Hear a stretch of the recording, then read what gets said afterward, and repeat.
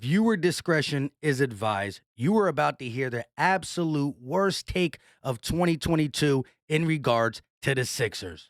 This is Philly Talk with Philly Mike. Talking Sixers in the Bird Gang, that's I like. Competition, we ain't scared, yeah, that's what we like. Win or lose, you know we showing up and we gon' fight. You see we strive for the sky every day that go by. And every single week we screaming fly, Eagles fly. This is Philly Talk with Philly Mike, yeah. This is Philly Talk with Philly Mike, yeah. What is going on, everybody? I go by Philly Mike, and this is the Philly Talk Podcast. And today, we got to talk about the comments made on Undisputed by Jason McIntyre. It was ridiculous. But before we get into it, Sixer Nation, help your boy out and hit that like button. Subscribe if you are new, and ding that notification bell so you know when these videos drop or when we go live for the call-ins or the play-by-play. On the road to 19K, appreciate all the love. Now, this guy had the audacity to say some absolutely false things about the Sixers, Harden, and Embiid. Now, this clip was 2 minutes and 55 seconds long on Twitter and Undisputed. I cut it down to a minute. I got the really bad things in it, but I'm going to clear up some of the things he said before. He was talking in circles so I can make it quicker than the other minute and a half.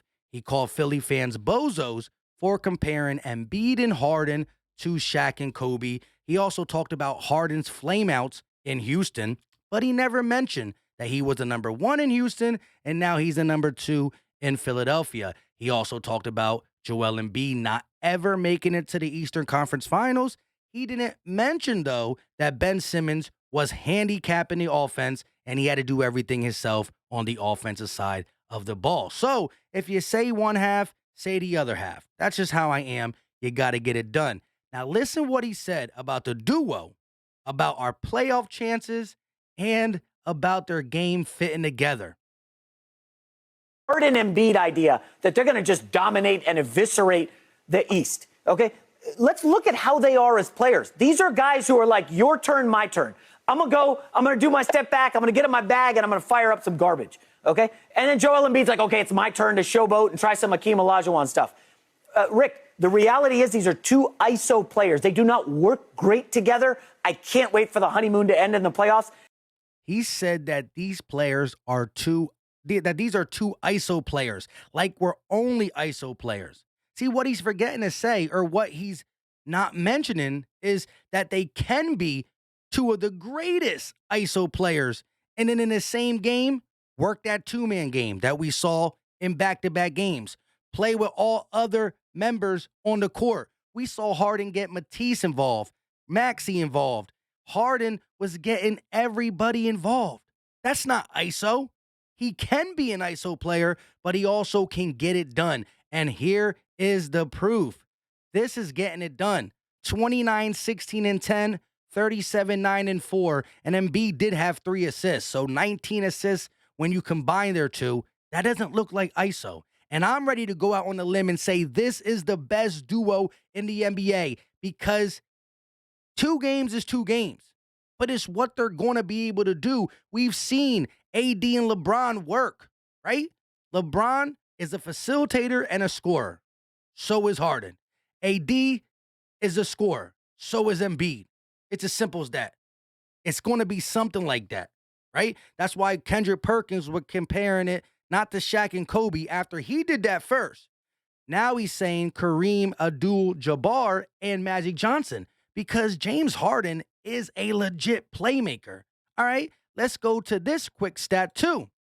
Before James Harden came to the Sixers, Joel Embiid was assisted on 49.4% of his baskets. Now it's up to 82.4%. That's how you make it easier for the MVP. And again, Joel Embiid ISO'd because of Ben Simmons. Harden ISO'd because of the shooters on the Rockets. Now they run the two-man game. And in 2 games, 82% of Joel Embiid's shot attempts or makes were assisted.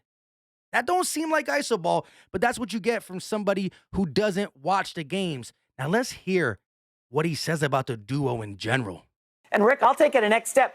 This is not even a top 5 duo in the East. When you got like Kyrie and KD who played great together, Jimmy Butler, who's a great defender, and Bam Adebayo, you go on down the list, Giannis and Middleton, Brown and Tatum, all these combos work better together. And there's going to be a rude awakening for Philly fans. I know you don't have a lot of experience in the playoffs, but when you look at the postseason, it is a totally different animal. Guys, actually try on defense. And James Harden, he's seen it. They key on him and he can't do anything. I'm just telling you, Sixers fans, a first-round exit will not be a surprise for me.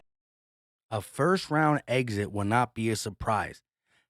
Joel Embiid and James Harden, not a top 5 duo in the East. He didn't say the NBA. He said in the East. He said that Joel Embiid and James Harden are not a top 5 duo only in the East. He mentioned Jason Tatum and Jaylen Brown, who obviously don't work together. They're about to be split. They want to be split up.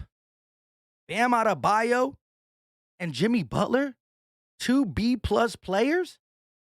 Middleton and Giannis. Giannis is great, but Middleton is a fringe all-star. Kyrie and KD are both A-plus players, but two guards, are never going to be better than a guard center who also can play like a guard. 2 guards will never be better than a guard and a center. That's why Shaquille O'Neal and Kobe work so good. Magic Johnson and Kareem work so good. KG worked great with Paul Pierce. You need the guard and the big. LeBron, who's a big too, but plays like a point guard and a guard. LeBron and AD worked. We've seen it over and over and over. Guard, big man, buckets. This guy has lost his mind. Again, everybody has their own opinion. And the Chris Broussards, the Stephen A. Smiths, the Nick Wrights, when they say that Milwaukee is still the favorite and they explain, well, this is what I think is going to happen. Drew Holiday versus James Harden, defensively, Giannis trying to, use his body with Brook Lopez to slow down Embiid. All right, it's basketball talk. We could talk about it. I think the Milwaukee Bucks are our biggest challenge. If you want to say Miami Heat, they're scrappy, and they don't got the all-stars that are better than the Sixers all-stars. But when you look at depth, right, behind Bam and Butler, you got shooters, you got defense, you got length, you got athleticism. And you can say the Sixers don't have depth. You can say that stuff. But keep it about basketball. I honestly think we have the best duo because of what I've seen in these 2 games and how it's going to be applied to every other team in the East. It's going to work. He was right. These guys can be one of the great ISO players, and we probably got 2 of the best ISO players in the game. When the playoffs slow down and you need a bucket, how do you get a bucket? Get to the free throw line. James Harden and Joel Embiid just broke the record for most free throws ever in a game or career in a game. I don't know exactly, but they shot 30-plus free throws. That's going to translate into playoffs. The 2-man game and the assist around each and every player, Maxey being involved, Matisse being involved, Danny Green getting open threes because of Harden and Embiid. So here's the thing. He wants to mention the ISO, and yes, they can ISO, but they can do more than that. See, that's where he tried to say they don't work because that's all they could do. All I'm saying is, before you open your mouth, read your script better because that's fire-worthy. You coming out and spitting that nonsense. I mean, I have never heard a take this bad. Literally, the assisted makes for Embiid doubled almost. Literally, Harden got a triple-double in game 2 and has now 28 assists in 2 games. Literally, that is the opposite of ISO ball.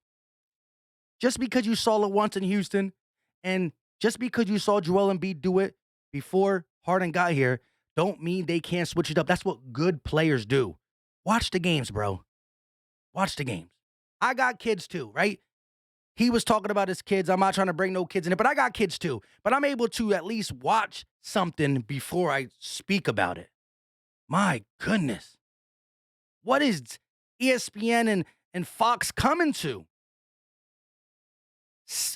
Do your research. Do your research.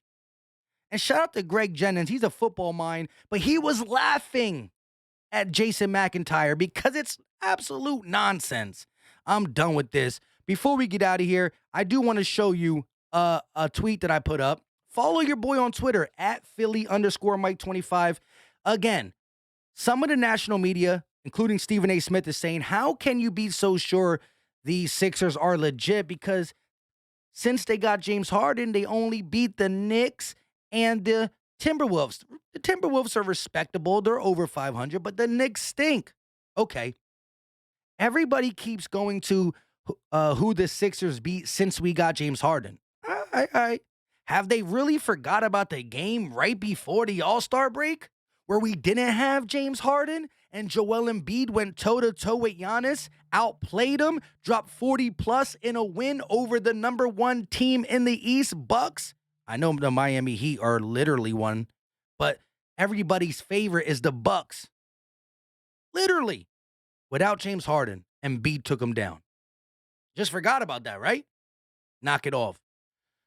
With all that being said, I go by Philly Mike. This is the Philly Talk Podcast. Let me know your thoughts in the comment section because I love hearing from you guys. Y'all know as much as I do. We as a Sixer fan base understand the game. We might be a little biased, but we do speak facts. When our team stinks, we tell people our team stinks. And we don't stink. We're the opposite. Leave your thoughts in the comment section. If you are new, hit that subscribe button, like the video. I greatly appreciate it. On the road to 19K, and we are out.